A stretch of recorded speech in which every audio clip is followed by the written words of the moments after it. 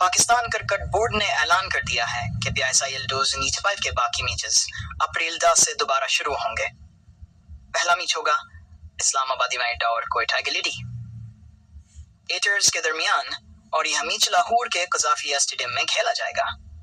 شائقین کی خوشی کی انتہا نہیں رہی، ٹکٹوں کی خریداری کا سلسلہ شروع ہو چکا ہے اور سوشل میڈیا پر #PSL Returns ٹاپ ٹرینڈ بن چکا ہے۔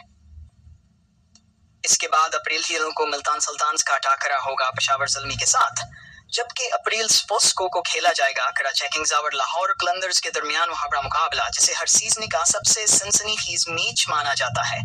کرکٹ کے دیوانے ایک بار پھر اسٹیڈیمز میں جھنڈے لہراتے، نعرے لگاتے اور اپنی ٹیموں کو سپورٹ کرتے نظر آئیں گے۔ PSL کی واپسی نے نہ صرف پاکستان بلکہ دنیا بھر میں موجود پاکستانیوں کو ایک نئی خوشی دی ہے، لیکن دوسری جانب بھارتی میڈیا میں صف ماتم بچ گئی ہے۔ PSL کے بحالی پر کچھ بھارتی چینلز نے یہاں تک کہہ دیا کہ یہ صرف ایک کاسٹی ڈرامہ ہے جسے مصنوعی انداز میں دوبارہ زندہ کیا جا رہا ہے، مگر سچ یہ ہے